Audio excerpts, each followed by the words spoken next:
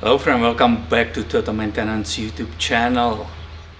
You are looking with me on the 2013 Toyota Corolla S. I just did an oil change and the customer said, hey, can you change bulb on my tail light? One of the tail lights is out. So let's go and confirm if it's true. I put the lights on.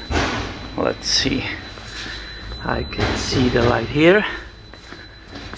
Alright, it's a passenger side tail light. I believe there will be / brake light. Bulb is gone, so let's go and replace it together. I will start with switching it off. We will open the trunk from here. Did you hear that? That should be open. Awesome. Halfway up, and we need to gain some access in this area.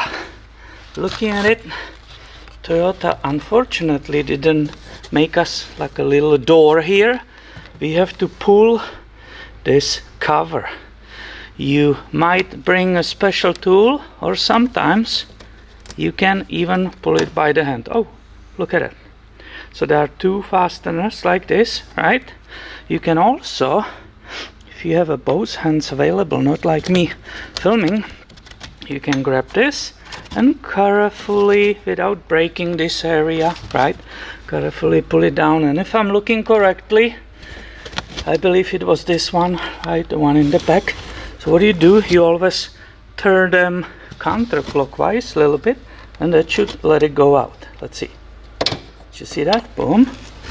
And here it is, and I actually see smoke inside. So this needs to be replaced. And I brought that tripod to show you all of it, right? How you remove the bulb?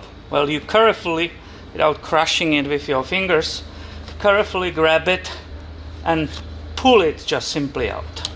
Oh yeah. So you see, this is the one, and I can see that burned inside. Now, how do you know what is the replacement?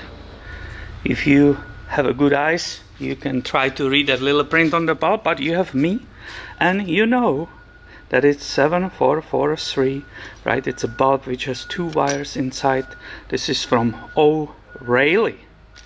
So I will open this. I don't need to wear gloves. This is not sensitive bulb like one of those xenon, right? You cannot touch them because the oil from the fingers will later damage that. So this one can be touched by the fingers. You can choose either way. It will go in, right? It will work correctly. So you see, I will just push it in. Did you hear that click?